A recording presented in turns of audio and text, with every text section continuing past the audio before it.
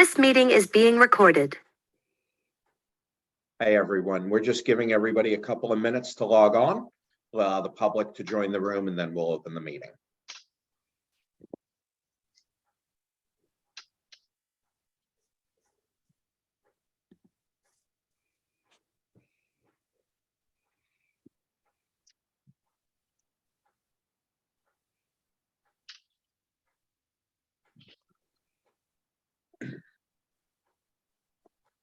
Good evening, folks. For those of you who have already joined us, we're just giving public just a few more minutes, another minute or two, just to log in, and then we'll start the meeting.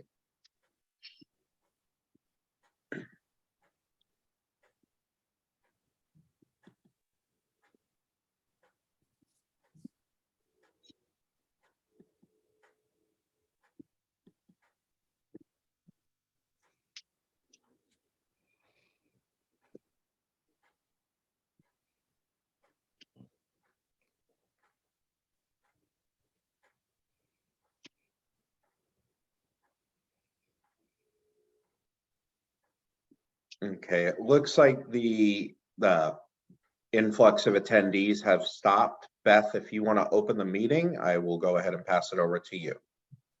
All right, well, welcome everybody. I'm Beth Ryan, chair of this committee. Thank you for joining us. I'd like to call the meeting to order, and we're going to go ahead and proceed with roll call. So Beth Ryan here, Kathy Campbell Here. Dietmar,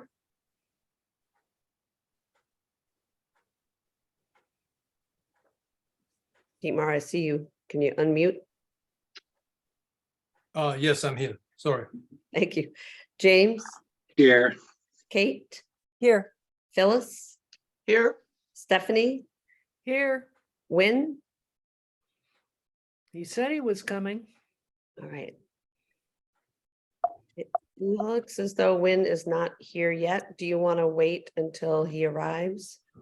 You have a quorum, so you can proceed. You have 7 members. Okay, great. All right. We're going to start with public comment, and then let me give you an explanation. The committee hears public comment at each meeting. There are 2 opportunities for public comment at each meeting. The first is for agenda items, and the second is for non-agenda items. The committee chairperson, me, will introduce the allotted period of time for public comments, organize the comments, and indicate who will be speaking next. If you wish to speak, you must raise your hand, use the thing, before the comment period begins so you can get in the line to speak. If you raise your hand after the comment period has started, you will likely not be able to speak during that comment period. Public comments are limited to 3 minutes per person unless there are too many people requesting to speak, in which case the committee chair, me, may limit comments to less than 3 minutes per person. But at this time, we're proceeding with 3 minutes, correct?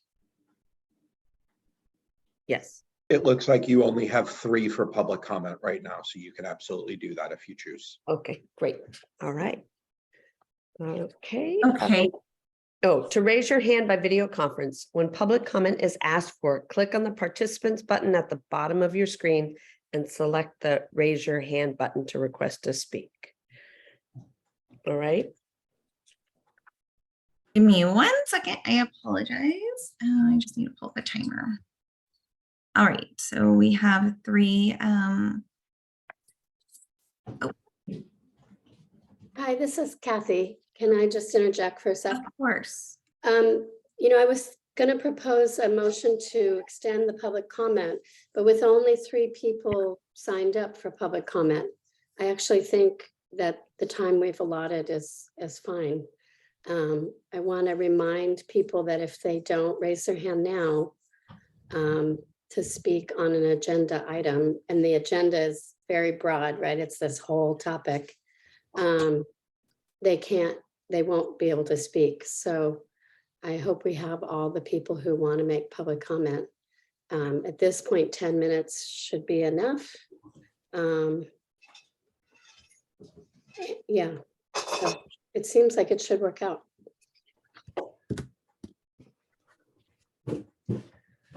Are we ready, Jennifer? Yep. John, can I have access to let everybody in? Sorry.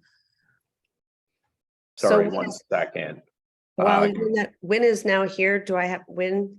He's present.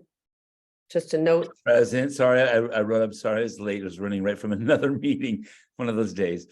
So just to acknowledge that Win as the member of the committee is present. Jennifer, you should have access now. Thank you. I am bringing in Maddie to for public comment. Maddie, you should be able to speak. Hi, good evening. Can you hear me? Yes, thank Good. you. My name is Mati Teblum. I'm a resident of Berkeley, parent of children in USD. I have a general comment not on the agenda, and later on, I have a comment on the agenda. So I'll leave my hand raised. First, I want to thank the committee members and facilities for going through this process. My non-agenda comment is quite simple, which is that I don't think this process was, I don't think the public was well aware of this process. I went through I just learned of it by an email from Sophie Han last week. I see myself as somebody who's quite involved in things that have to do with BUSD, definitely with things that have to do with facilities, etc. And I was not aware of this. And if Sophie Han was not really aware of it, it means that, and you had, I think, about like 3 or 4 public comments along the process from reading through the notes. The fact is that I'm assuming it met the requirements of the Brown Act, but the reality was that the public was not aware. This is not atypical to processes in BUSD, but I think this committee should be aware that that the public didn't really get to voice opinion in this regard.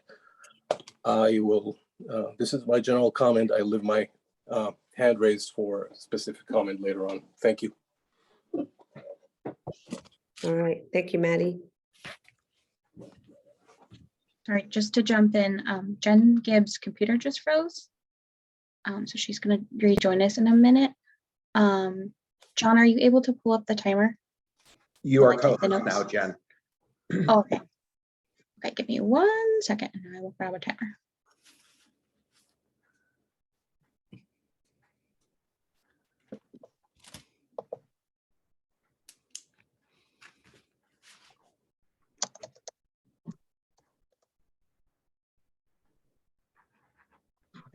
I have a timer that I can use if you want to allow promote the next speaker. Okay, perfect. Yes, that works. It looks like the next, oh, let me. The next person will be Debbie Shrem. I'm promoting you right now.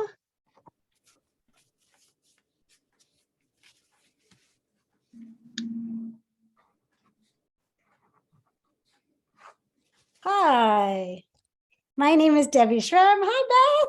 So happy to see you. I also want to concur with John that I just heard about this and I was very surprised to have learned that there were already 3 meetings that had passed. I live on the block. I am an active BUSD mom. Both my kids went to Oxford, King, Berkeley High.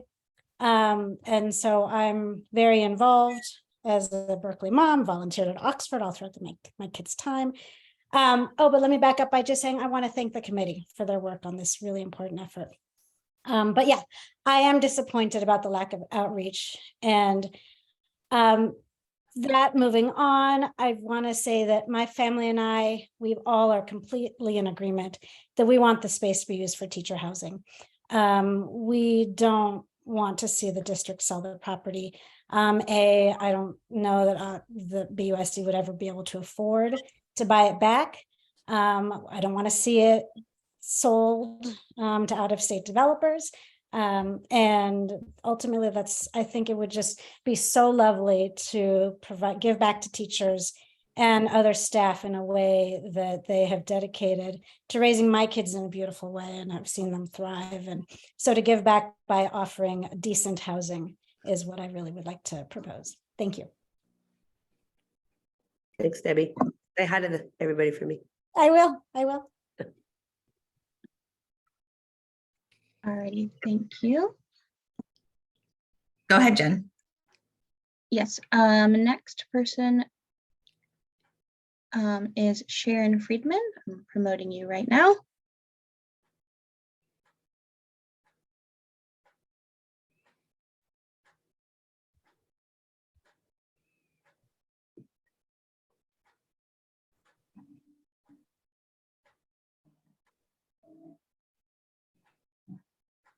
Did I push the right button? Yes, we can hear you. Okay. Let me just start my timer here too. Even though I made this comment last week and both people spoke about it again this week, I want to also have for the record that even with this current meeting, if other than Sophie Hahn's notice in her neighborhood newsletter, which you have to subscribe to, so you wouldn't get it automatically unless you opt in. She announced the meeting and she said in her newsletter that she only found out about it from one of the people who actually in the neighborhood who found out when I sent out an email. So something is not working as far as going beyond whoever happens to hear about this meeting. And I did read in the minutes that one of the ideas was, it said something was posted at Oxford School, and I'm not sure where that would have posted. No one goes down on Oxford Street, no one goes down those steps other than a lot of leaves and a lot of dust and occasional trash. I'm sorry, Beth, but we try to tidy it up, but it still, it goes down there. People don't go down to the school to read the signs on the school. The only people who would go down is somebody who thought they might send their children there and are wondering, how they can get in. And there is no entrance to the building anyplace else. So I don't know where it was posted.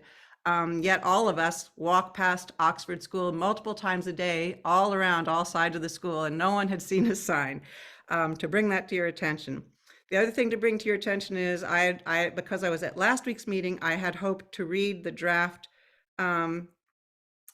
report, and there was a link to it on Sophie Hahn's email or newsletter. But when I click on the link, it said I needed permissions. So I'm not able to read that report, or I assume other people in the community are not able to read that report unless they get the permissions. And I just wanted to say to the point, I mean, there are so many reasons for even this committee could learn a lot about the Oxford site by having more community members weighing in. There's actually quite a lot of excited consensus in the neighborhood, talk of the town, about there being workforce housing on the site, and not just giving back, in my opinion, not just to give back to the teachers, as the former commenter said, but also to set an example of how a school district can use its own resources to sustain itself and to support its employees, and also to still maintain a positive relationship with the community. I think it's a great opportunity. But also when I read the minutes, I see there are 3 ideas out there on the record right now for 7 units, for 10 to 20 units, to 60 units. So that's a really big difference. And I would think that community should get to weigh in on what those might look like in terms of traffic, pedestrians, noise. And my timer says my time is up. So thank you. Thank you, Sharon. Jennifer, are there any more speakers? Yes, there is. Give me 1 second. I want to make a motion to extend this part of our agenda. And there's an easy way to buy the time. I second. Okay, thank you, Tim. Yeah, so what I'm proposing is that we go another 15 minutes at the most if we need that. And we can take the time from non-agenda public comment. I think we can make that 5 minutes because this agenda is very broad. This again is public comment on the agenda right now, just so folks know. So I've made a motion, Dietmar seconded. I guess we need a roll call vote, Beth, or discussion. I don't know if there's any discussion. Any I discussion? try to accommodate all of our speakers, I think. Any discussion? All right, let's go ahead to the roll call vote. So Beth, yes, Kathy, Yes. Dietmar, Yes. James, Yes. Kate, Yes. Phyllis, Yes. Stephanie, Yes. Wynn. Yes. Okay. And I think that's it. And yes from Ophir. Yeah, Ophir, I think there was some clarity about the committee because Rachel, do you want to speak to that?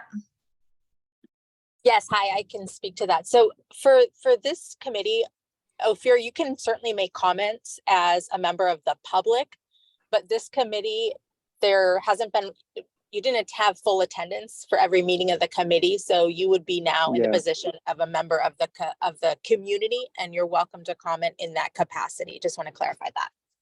And All Rachel, right. can you please clarify, is that a BUSD? Is that in our board policy or in the state statute?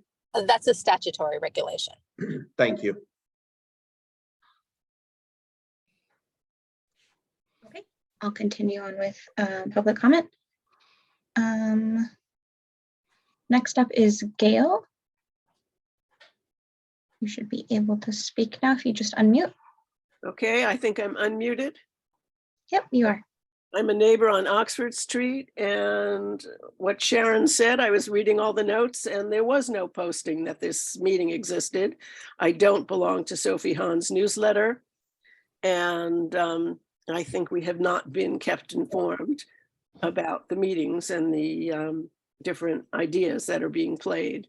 I would like to vote for teacher housing. I think since we are losing teachers, that it would make a lot more sense to try and make this property accommodate the teachers.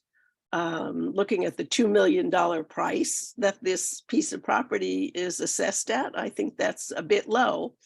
And I think the school district would be cheating itself if it were to sell it for that amount of money. I would certainly hope that perhaps the school building could be turned into some kind of housing for teachers. Maybe it's not for families, but it's for solo teachers who need a commitment of 3 to 5 years, something like that. But it is really important that Berkeley not lose its teachers. And I certainly would vote for that. And I would like to see the district keep the money as opposed to giving it to a contractor who would like to just roll in and do whatever he thought he might want to do. Getting on this meeting was not easy. A lot of neighbors are not on it yet who wanted to speak. And I don't know why it was so difficult, but I hope that you will. I know that you, at this point, you're just passing on the information. I understand that you're going to make your recommendation. And I certainly hope that you would make the recommendation that the school district keep the property based on the fact that it's worth a great deal more money that you would be giving up. So I hope that's reconsidered. Thank you. Thank you, Gail. Thank you.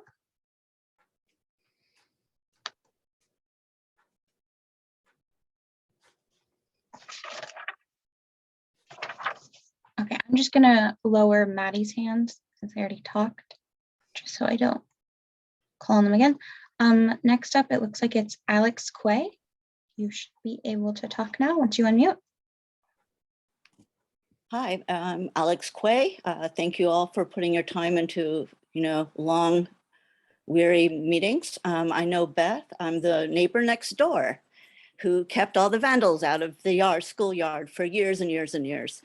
And I found out about the meetings from Georgia after the first one. Otherwise, I would have tried to be on the committee, as I think Georgia was on the committee, but had to not be at every meeting.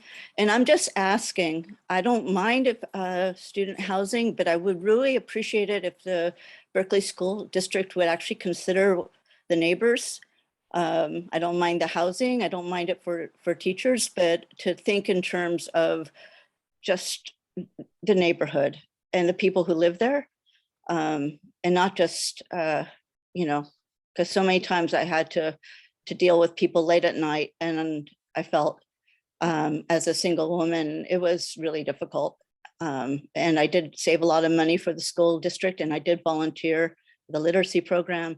And so I felt like I've been a staunch ally. And so I just hope that when you guys make up your mind, when the school district makes up their mind, that they would, you know, check in with the community. Most people are, you know, pro teachers housing and stuff, but we would like to have a lot of input on it. It does disrupt our lives. We'd like it to be a welcome thing, and just have our lives considered as well. Not against the housing, just want to have some say. Thank you very much. Thank you, Alex. To Beth. Thank you.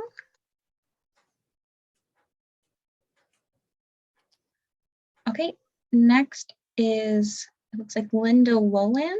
You should be able to talk now once you unmute. Okay. Can you hear me? Yep, we can. Okay. Well, I just probably am going to second, third, 10th what everybody else has said. I'm a neighbor. I knew nothing about this.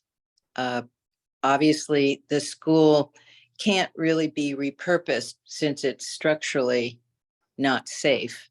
That would be ideal, I think, if they could restructure it somehow, leaving some open space and allowing for people to park. You know, I think there are so many aspects of this that need to be considered and need to be brought to the attention of the local community here. And again, I was one of those people who didn't know anything about this until I saw Sophie's post about it. And I mean, when people in the neighborhood have to make some minor addition to their home or replace a retaining wall, notices are sent out, you know, to the neighborhood so that everybody knows what's going on. So I feel like this is something that the school district needs to pay attention to. And as everyone has said, consider the neighbors and consider how this construction will affect everyone in terms of traffic, noise, and the big thing is parking, you know, which used to be required by the city for multiple units. And I don't know if it is anymore, but people do use their cars. So anyway, I do thank you for your work. And I've lived in the neighborhood for 44 years. So I've seen, you know, a lot go on. And one of my kids went to Oxford, and I was a teacher myself, not in the district, but in a different district. So I really think the idea of teacher housing is wonderful if it can be pulled off in a comfortable way. So thank you. Thank you, Linda. Do we have more, Jennifer? Yes, we do. Next, actually looks like the last one. It looks like Mary Issel. I apologize if I mispronounced that. Once you unmute, you should be able to talk. Hey guys, my name's Mary Issel. I live on Shattuck, right at the T-bone of Walnut into Shattuck. So about a half a block from Walnut School.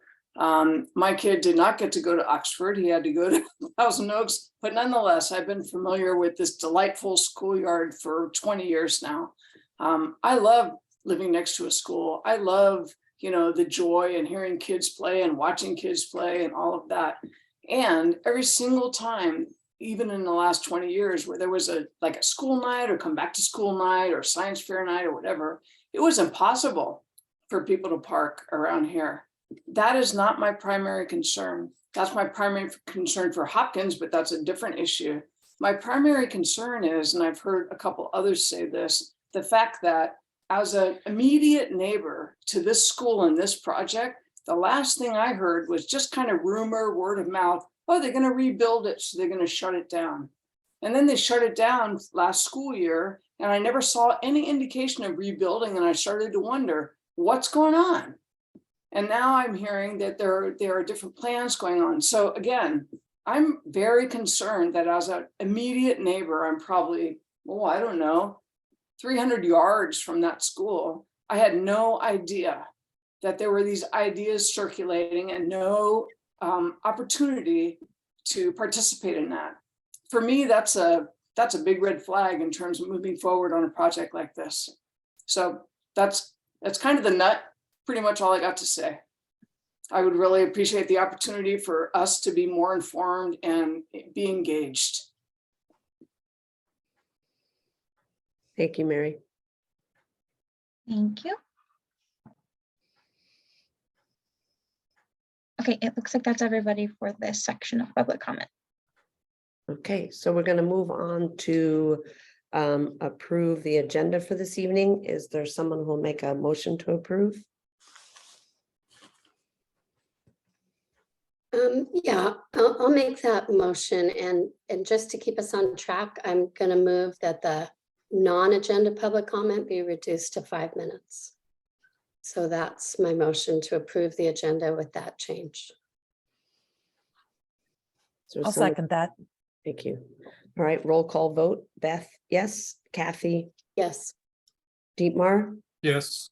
James, Yes.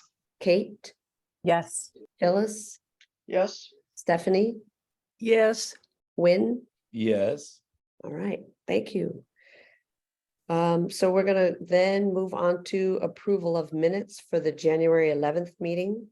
Is there a motion to approve those minutes?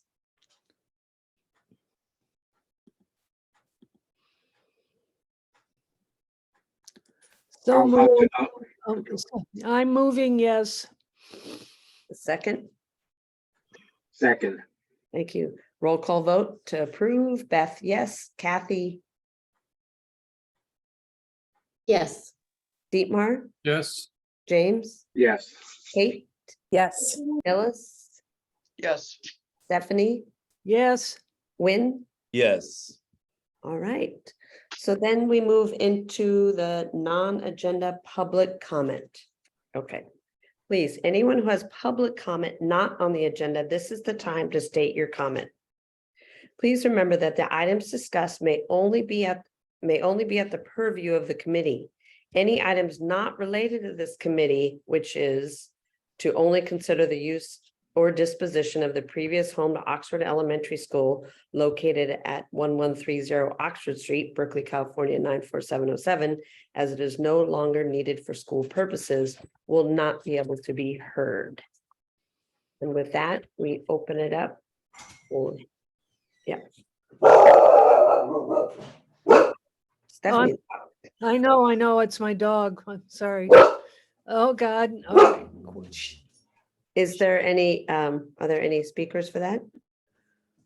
Yes, there are. Give me 1 second. The first one will be Maddie Tyblum from the last round. So Beth, you may need to limit people to 1 or 2 minutes to fit within the time frame.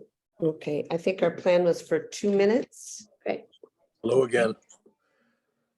Right. I apparently misunderstood the order of agenda versus non-agenda. I hope you hear this.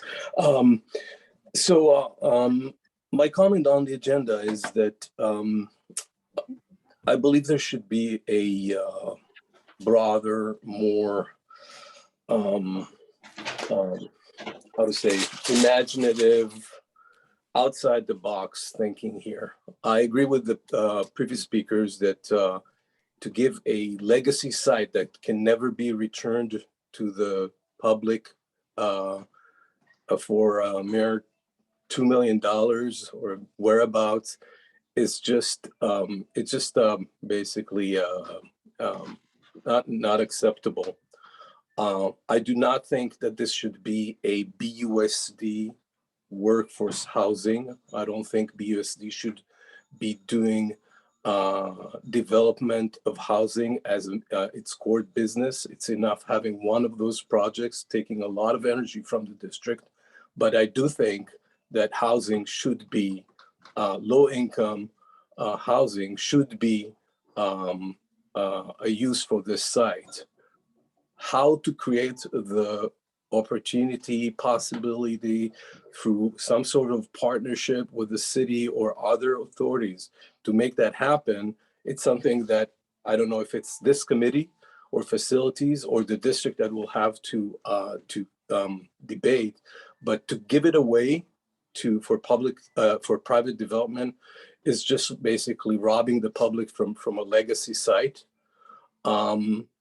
And it should not be considered an option. $2 million, it's a lot of money.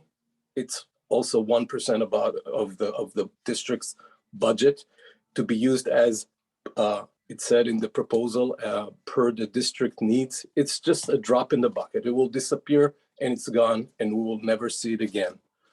So I think there should be housing, to summarize. I think there should be housing, low-income housing, in some sort of a meaningful partnership with other authorities, not run by BUSD. BUSD should not be in the business of further housing development. It needs to stick to its core mission, which is teach our children. Thank you.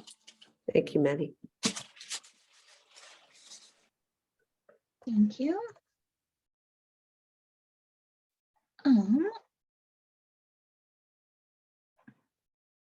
Next up is Marion Hunt. You should be able to speak once you unmute. The choice. Oh, hi. Two things. One that came out of this discussion, and two. I want to give a thumbs up to Sophie Hahn. If this is not a political statement, but if you're on her, if you get emails from her, you find out about all of the things that are happening, and so I would say if you feel that you haven't heard anything and this last minute, just get yourself on Sophie's list. I was a teacher also. I taught in Oakland, and I did a lot of, and then after retirement, I did a lot in Berkeley, and I wouldn't want anything done on that site that didn't have something to do with education. I agree with the people who say don't sell it to a builder who's going to put what he wants to put there. I like the idea of teacher housing. And, they talk about, well, let's build some low-income housing for teachers. And I have mixed feelings about that whole thought that teachers should have to move into low-income housing when they really should be getting paid equivalent to lawyers and doctors in many cases. So, but calling it putting it there in that lovely location and setting it aside for teachers is a beautiful thing. And it's terrible that the teachers who work in Berkeley cannot afford to live here. So I love that idea and I support it wholeheartedly. Thank you. Thank you, Marion. Thank you.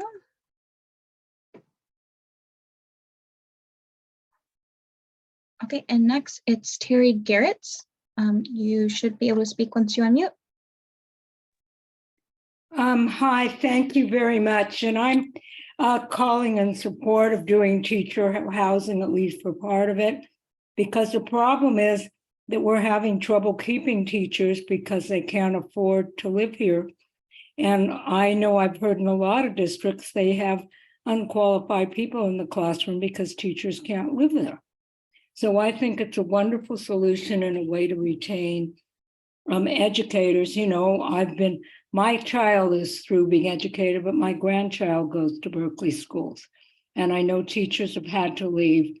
And yes, I'm another retired teacher. And I'm on the state board, and I've listened to the superintendents of neighboring districts talk about how many unfilled classrooms they started with. And yes, school districts ideally would not have to be into this. And maybe there's another way to finance it. But I think almost every district is talking about how are they going to provide housing for teachers. I know Palo Alto and other districts have looked at it. And so I would like to see it. And I agree, selling that land for $2 million is a giveaway. I mean, It's not in this neighborhood, and it should not be for private development. I really am glad that that is something that you're taking very seriously. But I'd really like you to consider teacher housing, because I want to see teachers in here. And unfortunately, teachers aren't being paid enough to live here. But that's also true for, they have the same problem in the hospitals getting doctors that they also can't afford to compared to what they can get somewhere else. So this is a real important issue to get teachers, though, because our kids are our future. Thank you, Terry. Thank you. That looks like it's all public comment for this section. Okay, appreciate the speakers.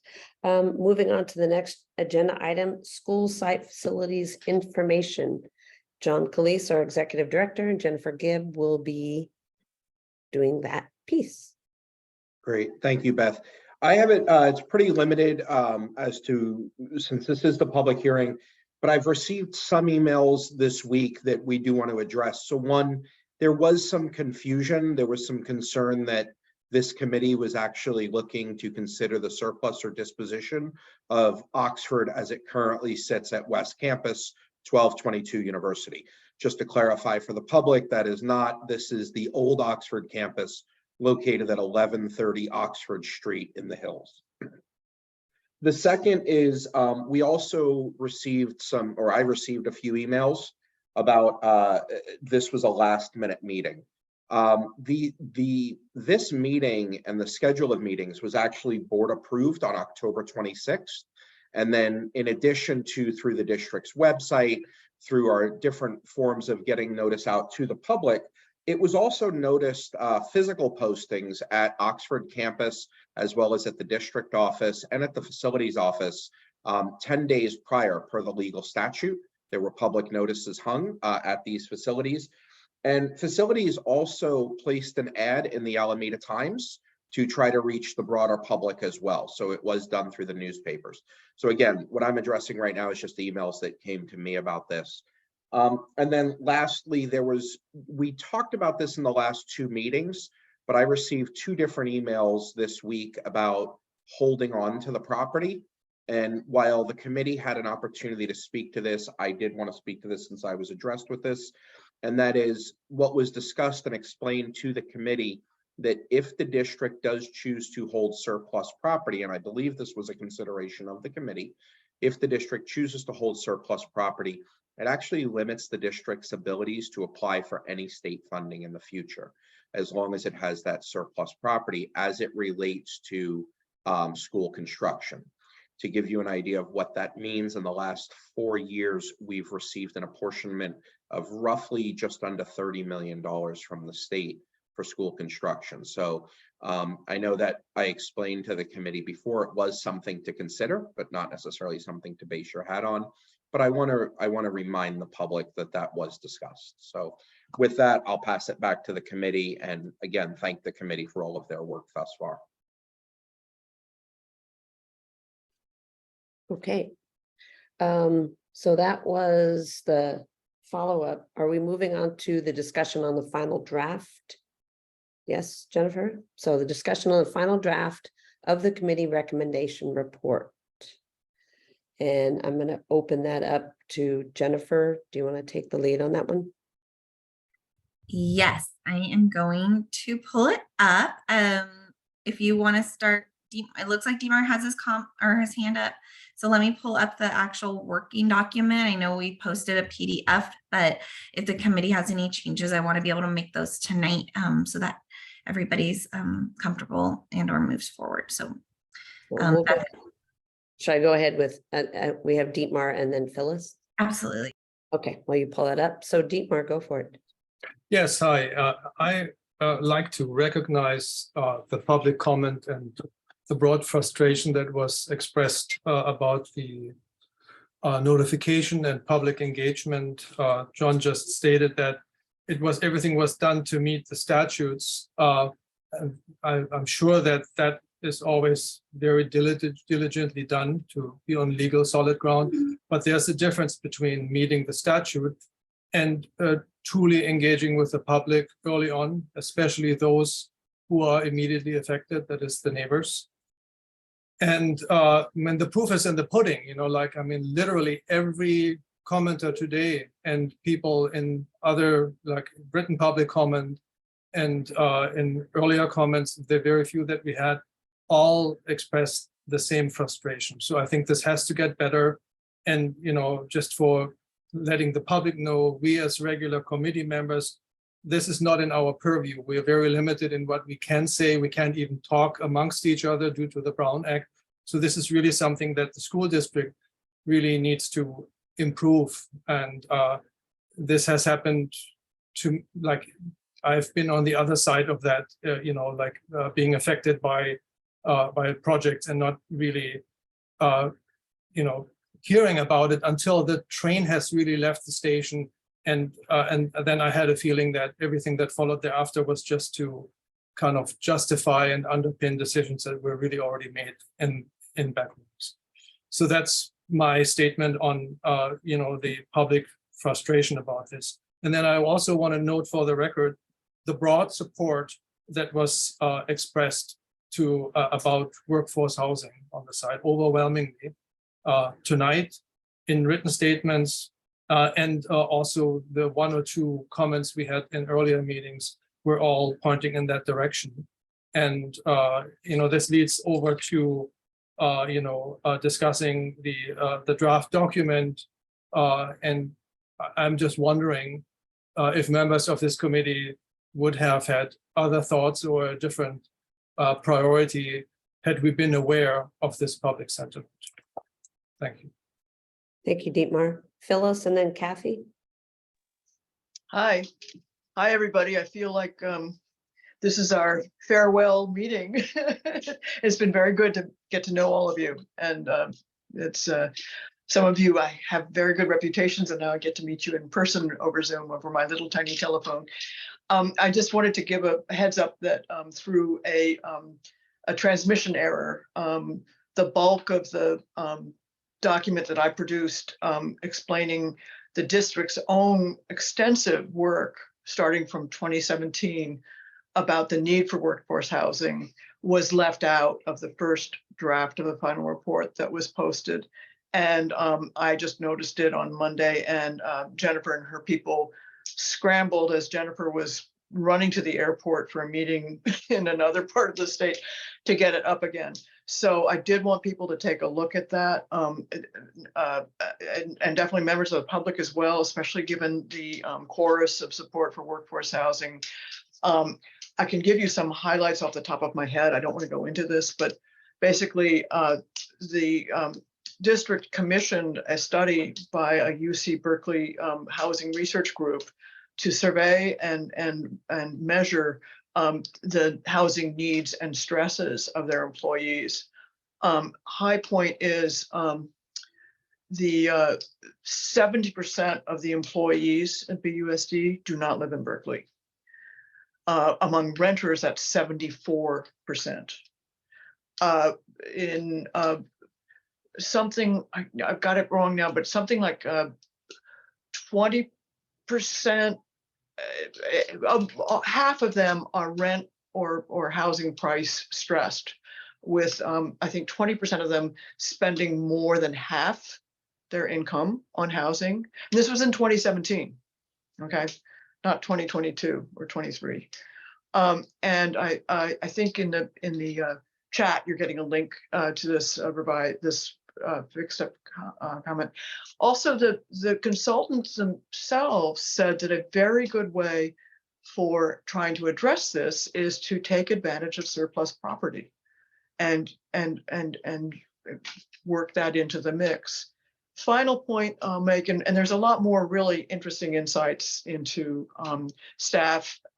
This is not just teachers, all right? This is staff all over the place. I mean, I know a groundskeeper who comes in from Stockton, all right? So I want to say the final thing is that this wonderful opportunity is availing itself through an Assembly Bill 2295, which passed this year and goes into effect next year, but we can take advantage of it next year if we have the property is to streamline the permitting process to encourage districts to find funding for and produce workforce housing in such a way that the properties meet several criteria, which this one on the superficial thing looks like it does. The scale of the development, the missing middle, and finally, one more thing, and then I'll stop.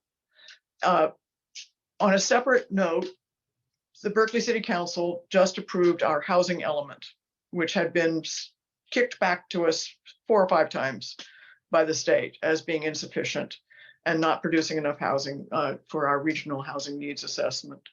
And one of the big criticisms was that that housing element did not affirmatively further fair housing. And if you look at District 5, not a single project can be identified that helps address the housing needs of middle and low income residents. And Berkeley itself was criticized by HCD for basically following the red line, yellow line zones and putting the bulk of its anticipated middle and lower income housing in those areas. So this is a triple play opportunity. Workforce housing, high resource neighborhood with affordable low income housing, and getting Berkeley to turn around from what it's been doing. And honestly, if we do not get approved by the state, it will be even worse. So all of this is to say, I think this is just a once in a lifetime opportunity, a 55,000 square foot parcel in a high resourced area, close to mass transit, schools, you name it. This is a great time to go. And fellow committee members, I'll be quiet, but thank you so much for the respectful, thoughtful, reasoned experience you've made this be. Thank you, Phyllis. Kathy, I have you next, and then Win. Great, thank you, Beth, and thank you for being such a great chair of our committee. I wanted to thank all the public who came to public comment. Really appreciate you taking the time and effort to come. We have had public comment at other of our meetings as well. This is not the first time, and I've appreciated that as well. I want to be sure, and I'm sure this will come up at the end of the meeting, that everybody knows that this is just the beginning of a lengthy process. Our recommendation, which is only a recommendation, goes to the school board, and they are the deciders, and there will be lots of opportunity for people to participate through public comment at board meetings on this topic. I wanted to thank the staff because I read the draft report carefully, and I feel like it really reflected our last meeting. And so I wanted to thank them for doing such a great job of that. You know, we are really putting forth 2 recommendations, and of course the board is not obligated to choose either of our recommendations. So I want to emphasize that. But the issue of workforce housing is very much in our recommendations. You know, I think it is also not the case that if the property was sold, that prohibits workforce housing. The property could be sold and it could be used for workforce housing. I think some of us, and this I'm sure will come up in board discussions, were really struck by how difficult it is to meet the requirements of the shortcut legislation, AB 2295. I'm not sure I have the number right, but the thing that creates this permitting and streamlining. There are 10 recommendations. It's not at all clear to me that Oxford will meet those requirements, but again, that's something for our board to really figure out. It's also the case that there is a larger picture of facilities in our district, and with workforce housing being built at the adult school, I think some of us felt compelled to prioritize the larger picture and some of the other facilities needs in our district. So it's going to be a robust and interesting discussion at our board, level. And I'm sure some of us on here will be involved, and I encourage the public to be involved because they are the deciders. Thank you. Thank you, Kathy. Win? Well, thank you, Kathy, for saying almost everything I really wanted to say. I really wanted to just echo that because each point I'm like, oh, well, that's exactly what I wanted to say. So really heartened by the overwhelming public support here for workforce housing. Long time, I'm now in the admin role, but long time teacher, and I was fortunate enough to be able to live in the community in which I work. But as was noted, so many of our staff cannot afford to be here. So I really appreciate how vociferous all of the public commenters were about the support for that. And I just wanted, hopefully, that people are clear that those, probably most of us or many of us on this committee are in full support of the district figuring out ways to support workforce housing. And even if there's a recommendation to surplus Oxford, that doesn't mean anyone's not supportive of workforce housing. I think it's a very complex question. And again, I think there's some ideas about workforce housing at the adult school site, the ability to scale at the former Oxford site. So it's very complicated questions.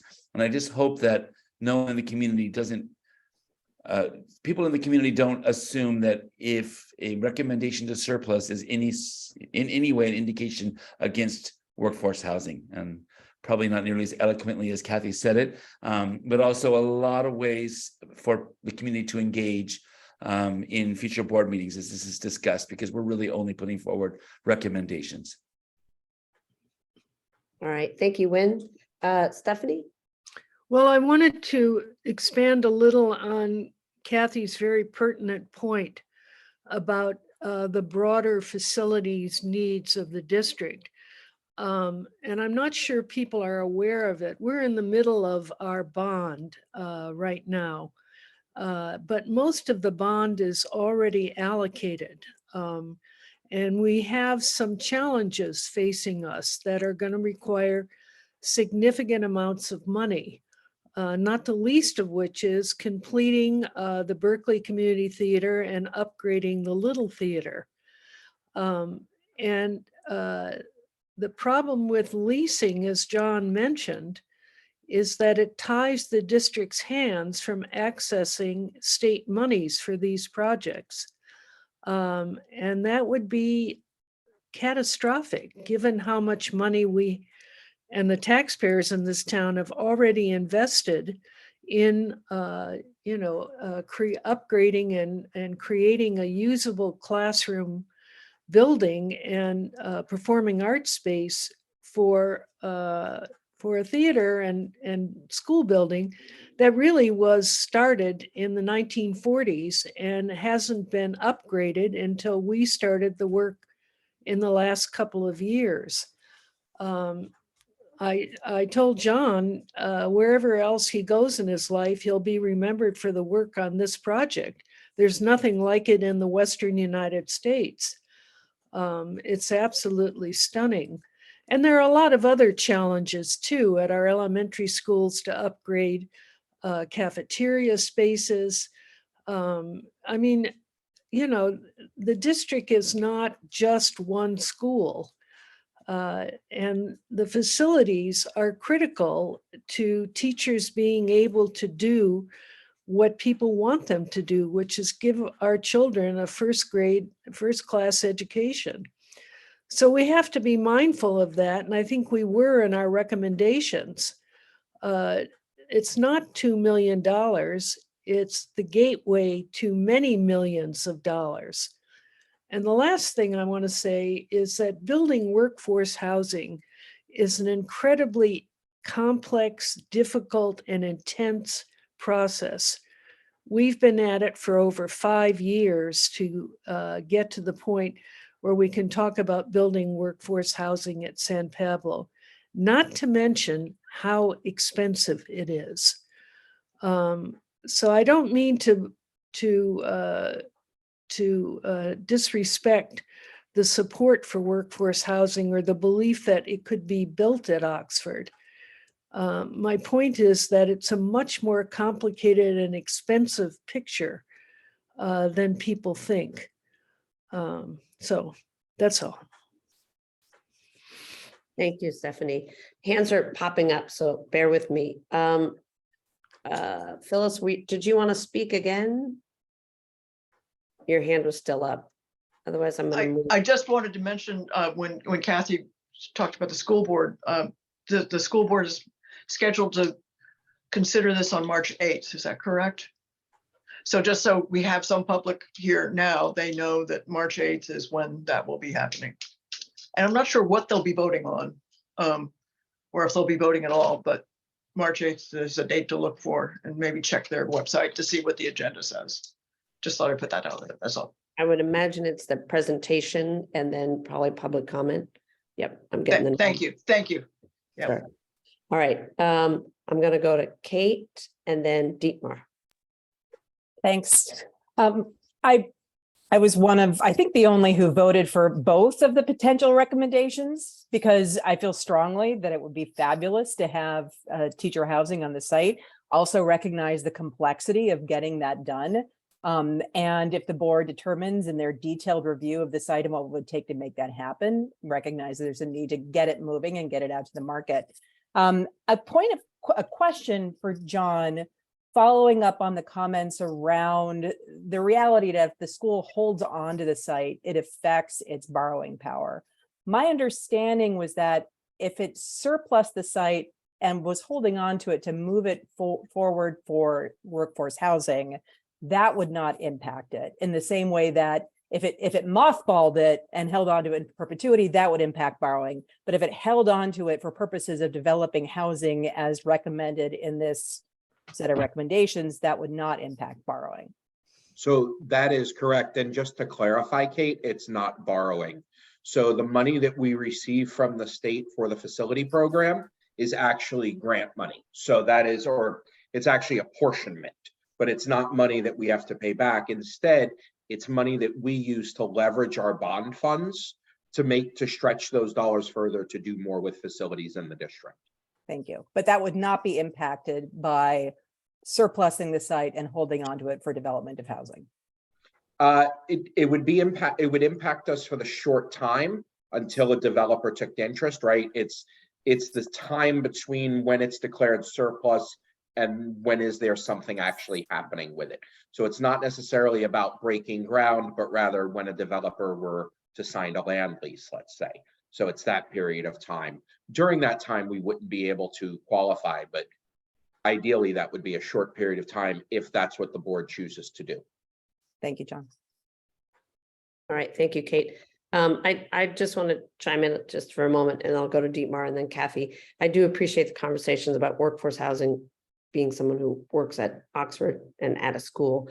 It is exciting to hear about the 110 units that I guess are in process at the adult school. I think that'll be great, and the location is fabulous too. So I do appreciate that. Yay. All right, Dietmar, go for it.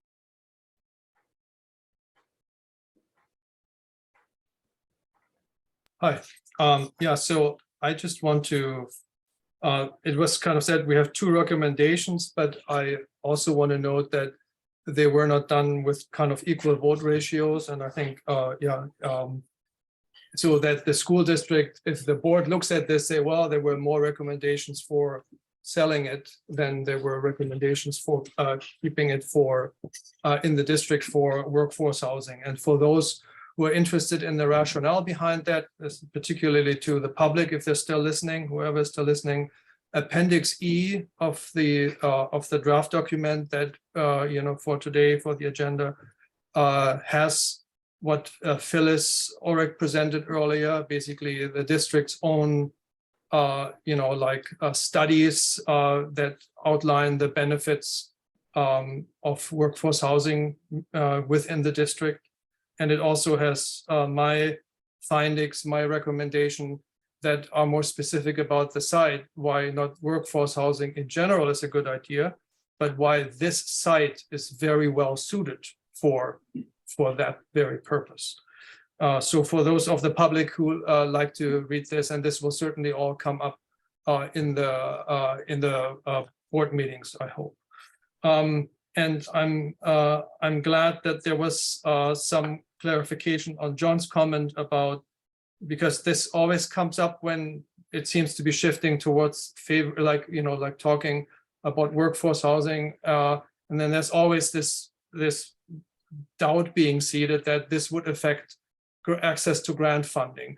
And this is really like a smokescreen to me. It is not. No, it is basically only if the land just sits there idle as surplus. Nobody is proposing this. So if you hear anything about this would affect grant funding, don't worry about it. It's not. If it's workforce housing and used in that way, it will not affect grant funding. And in fact, the state, who is the source of that grant funding, with this upcoming Assembly Bill AB 2295, is the perfect vessel to develop that site in a streamlined fashion, because this is what the state wants school districts to do. And then Stephanie's comment about the 2 million or 1.8 million, as the appraiser says, to fix the squeaky seats at the Little Cedar and other things. I want to second what a public commenter said earlier, that this is really a drop in the bucket. It just completely disappears and then it's gone forever. The savings that the teachers that would live there see on their rent compared to having to rent or buy a house in Berkeley, the savings of these teachers over 2 or 3 years would be more than the money that the district would get for selling this site. It's really a drop in the bucket. So you really have to see at short-term fixes for something that you just have to find other sources for, or a long-term investment. And that is, I think, Marty Teilblum was the commenter who also raised the issue, should the district engage in building workforce housing? And like one way to look at it, how does it further the core mandate of the district, which is education? I completely agree with that. But education relies on teachers, and being able to attract and retain good teachers is, part of the picture. And my daughter, just spent, the first semester of her freshman year at Berkeley High School without a physics teacher. And they couldn't find anybody. They couldn't even find a sub. And so, there were earlier comments, even ideas of rehabbing the existing building for a kind of solo teachers to come in. There's so many ideas, and like thinking outside the box and taking a creative approach to this, that this is a huge opportunity. So I would encourage everybody, don't be discouraged, don't be diffused by, kind of anything, like these kind of superficial arguments trying to steer you away from it. Stay the course, ask for it, and good solutions can be found. And I think what makes this site so good is because it is clearly, that's why we're surplusing. It's the committee's recommendation to surplus. It only means that it can no longer be used as classroom space because of the seismic or the seismic conditions there. And then the district will have, or the board can either choose or not choose to surplus the site. And if they surplus it, they can either sell it or develop it for workforce housing, where they have this beneficial and easy streamlined process heading their way. And I think what's unique about this site in terms of how does it relate to education is that this site, and that's different from what the workforce housing that is currently underway, the Oxford site and the old Oxford site, 1130 Oxford, does not compete with educational uses. That means if you put workforce housing there, then in 2 or 3 years, somebody might say, now we need more workforce housing. If you miss this opportunity, then you're most likely going to have workforce housing on a site that directly competes with classroom space, additional classrooms to be built once Berkeley is a city of 150,000 people. And so for this long-term perspective, and that's what my recommendation was based about, really explore workforce housing, using all the advantages that this site has to offer. Phyllis called that kind of the triple win or the triple crown, and not be easily dissuaded by, like 1 or 2 arguments that you really have to scrutinize and get to the facts behind it. Thank you. All right, thank you. I have Kathy next and then Stephanie.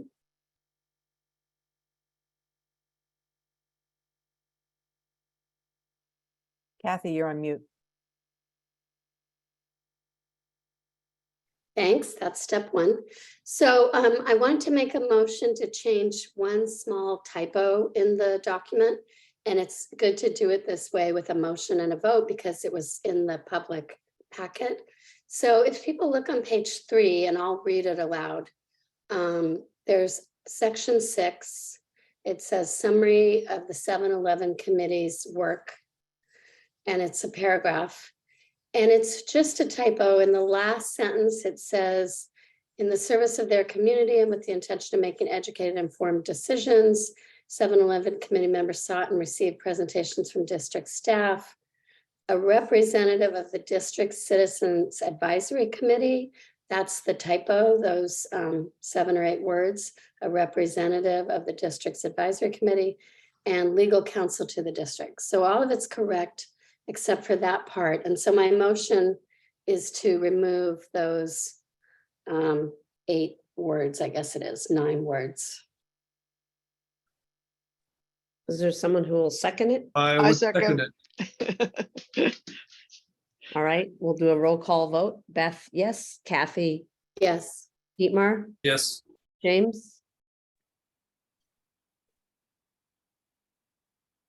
James, you still there? Oh,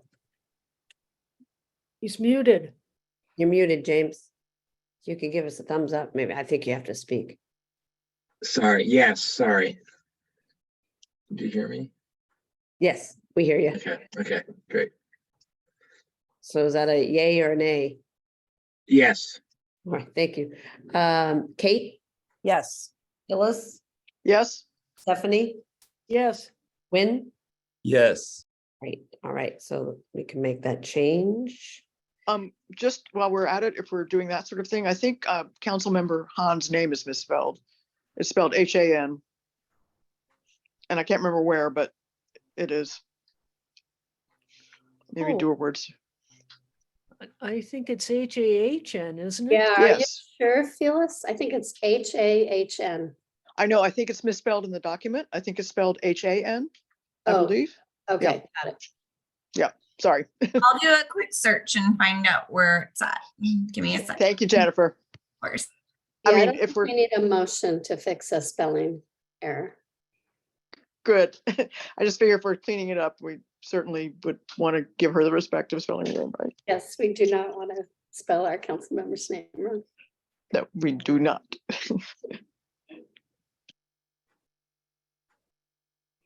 I mean, maybe we could just move on and that could be done, right? We don't need to wait for I'll that to be take care of fixed. it for Okay, the thanks. committee. Thanks. Sorry. I Thank have you. to find out where it's at. Jen and I will find it.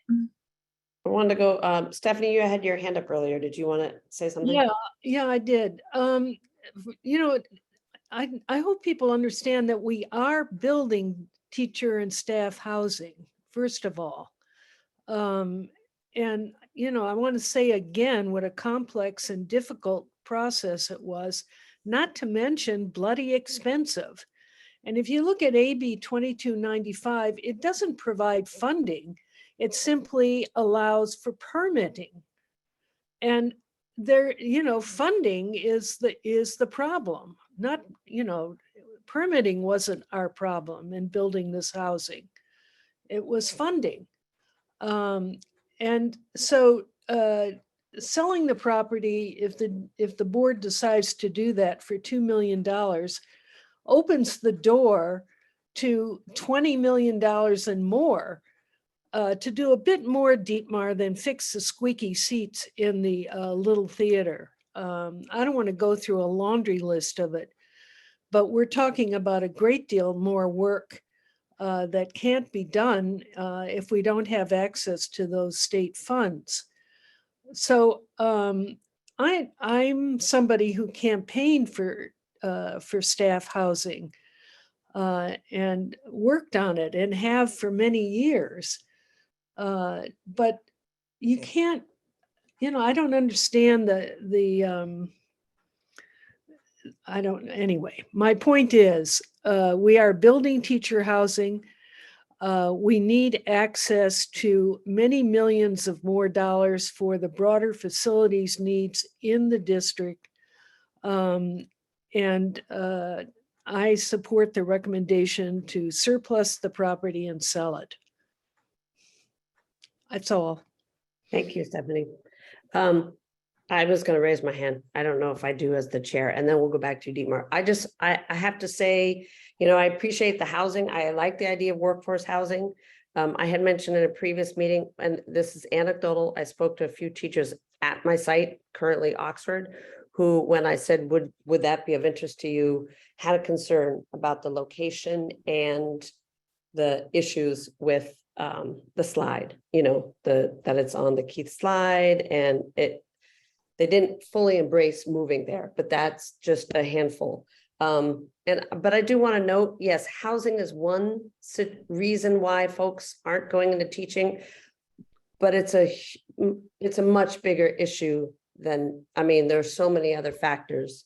So yeah, it would be great to have some housing, but I feel like if we're going to have that conversation, it's a bigger one. Than teachers need more than housing. They need better salaries, but this is probably not the forum to bring that up. But I just wanted to add that in. So principals too could use better salaries. But anyway, but I do feel strongly about that, but I appreciate it. So, all right, go for it, Win. Go for it, Dietmar. Real quick, Sure. quick, I apologize, Dietmar. Jennifer Gibb apologizes that she's off. Her computer has crashed, but she will be joining back. She didn't want the committee to think she just signed off. We might need to buy her a new computer, John. I was gonna say, we should pass the hat for Jennifer. Sorry, Dietmar, go ahead. Yeah, for the workforce housing, like it's brought up that there's something on the way already, but when we were kind of part of this process, basically everybody said, well, this is just the beginning. And when I brought the notion into this process, again, here we are, the train having left the station, but in the middle of the process of the current workforce housing, which is placed on a site that would be a large school site for future expansion in the district, once we are at 150,000 people in Berkeley. And so my recommendation had all along been to do distributed workforce housing closer to schools in walking or biking distance, distributed in 2, 3, 4 locations maybe. And the adult school site could be one of them, but not just having one big kind of teacher warehousing facility at the very edge of the district. And the Oxford site is in, as I laid out in Appendix E, in walking distance to 4 schools. It's in a nice neighborhood, which one of the public commenters also said that, you want to also embed teacher in those communities. And so overall, I think, if workforce housing or housing shortage in general was a huge problem, and the proposal for the current workforce housing just being the first step in a long process, then it's surprising to hear that suddenly everybody or some feel that we're done with it now. We're not. And the other thing is, of course, there are other ways to put housing on the side. So if the district sells that, and this is also something for the public to understand, there is a certain protocol of kind of first rights of refusal, so to speak. Who does the site has to get offered to first? And the city of Berkeley would be the next in line. And the city, of course, you could say, well, then it gets passed on to the city to develop it. And well, there's a huge demand for helping with the homeless crisis. And well, District 5 has no homeless services at all. Virtually all districts in Berkeley have 5 or 6 facilities for sheltering the homeless, either on a temporary or permanent housing basis. District 5 has 0, none. So here's a site, and I just want to offer this as a thought for people kind of in the neighborhood. If it's not workforce housing, it could be something else. You just have to see how do you want to prioritize that. And but my sense, and also reiterating what many of the public commenters said, there is a unique opportunity to do it within the school district, because it's our school district. It has the public interest in mind. the risk of it ending up with some developer who ends up, putting 10 luxury homes there, as opposed to call it 40 or so workforce housing units in a adequate missing middle scale that's compatible with the neighborhood and well integrated. So this is all something that can be done with the school district and a public, like a solid public process in place. And I think it would be a shame to pass on that possibility to really set a nice precedence for well-integrated workforce housing. And especially as the streamlined process will be available for that, and it comes exactly at the right time. Thank you. Thank you, Dietmar. We're going to go with Kathy, and then I think that, clearly there's some strong opinions about the workforce housing option, but we do want to, there will be another opportunity, as it was mentioned at the school board meeting, to share our thoughts. So Kathy, you want to go for it? Yeah, thanks. I just want to add a couple brief comments, and then I fully agree with you, Beth. I think we might want to move on to our next agenda item unless there's other committee members who want to speak. So I want to say two things. One is I want to really reassure Dietmar and others that I'm absolutely confident that our school board, when this comes before them, will look at the issue of workforce housing, and they will get the detailed information that we got, and they will use it to help them make a solid decision. And I think the votes on the two recommendations is not going to be a big factor for them. They are very supportive of workforce housing. Many of them ran. It was part of their platform. So I'm confident that that's going to get a deep dive, and the numbers of our votes don't matter. I think that both of those ideas are in our document, and that's what's going forth to the board.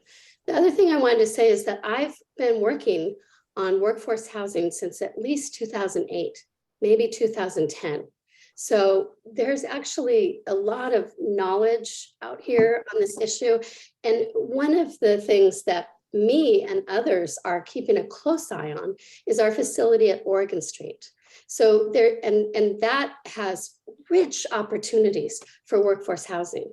So I want to really be clear that nobody has gone back on their word when we said that adult school is just a start. There are plans and there are ideas, and there's a whole group of people that have actually been working on this for over a decade.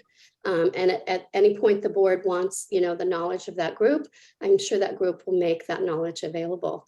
I want to say that one of the challenges, and I mentioned this before, but I want to just say it again, there's a huge challenge in workforce housing across our state, Los Angeles, Santa Clara, Redwood City, Daly City, huge challenge in that most of the housing that we build ends up being occupied by non-teacher employees. That's just a fact. And people are looking at creative solutions. So far, they don't exist. We probably need action from our state, and we probably need money from our state to actually make these things happen. So this is not simple. And there are people that have their eye on this and are very committed to this. And I'm sure that our board will give this a thorough scrub as they look at the two recommendations that we've put forth, and perhaps others as well. So thank you. All right. Thank you, Kathy. Appreciate that. Thanks, everybody. It's a good conversation and very important, and it's great to hear, just go through this. Are there any more comments in particular, if there's anyone who hasn't said anything on this matter? If not, we're going to go ahead and move to agenda item 9. Okay.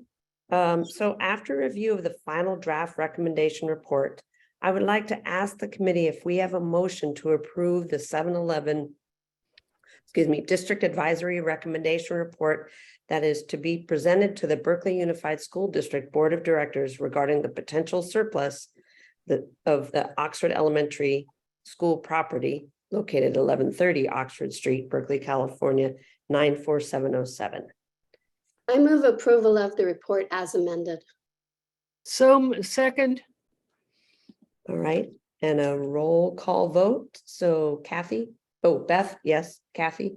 Yes. Dietmar?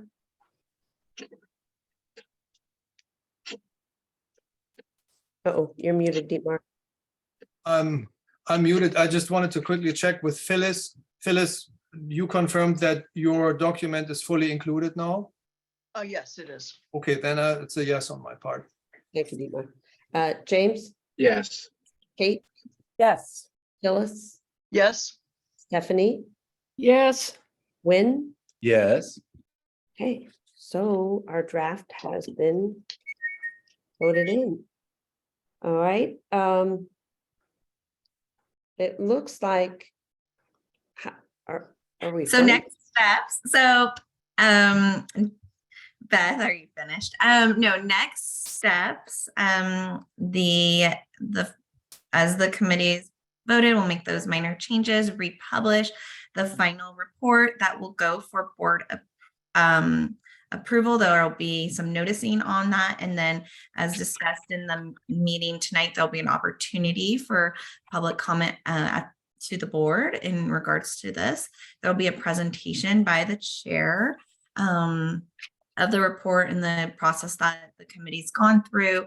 And that will be March 8th at the regularly scheduled board meeting. So there will be noticing about that.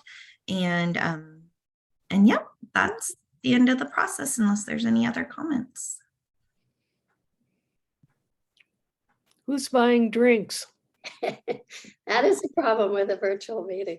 Yeah, thank you. I have one suggestion, maybe, like as, due to the nature of the public comments about not hearing about it, what other ways are there to reach out to the public? I mean, it seems it was like in the Alameda something, which, certainly something I don't subscribe to.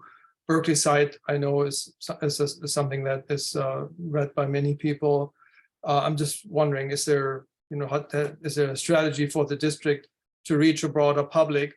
And I think certainly informing Councilmember Hahn, and she might find other ways to distribute beyond her, her newsletter, which of course is an opt-in newsletter. Not everybody gets that, but I think it's important, and again, the public should kind of rest assured at least that we are just making a recommendation. Where the rubber hits the road is the school board. So what's happening now is where their input is most effective. And so, but we really want to make sure that the public knows about this and is informed well ahead of time with all the documents available, and on sources that, I don't know, I don't have the magic bullet there, but again, the proof is in the pudding. What has been done so far did not work, so it needs to be improved. That was my one comment. And then the other comment is, again, thanking Beth for running this so well, really, growing into a kind of a fantastic chair role here and over these 5 evenings. Thank you for moderating this so well. Thank you. Yes, thank you, Beth. Thank you. A lot of coaching to this. Thank you. I appreciate it. It was a good experience, certainly. It looks like Stephanie, you have your hand raised. Yeah, I was going to say, Beth, being an elementary school principal was the ideal job training for running this committee. I'm not sure which is easier, though. Yeah, right. No comment on that, but really, I want to just say, the council has taken several actions over the past several months that have to do with what the district is doing. And they have not had the courtesy to talk to the district. So there's a problem here, I would say, and it's one that's shared on both sides of the fence.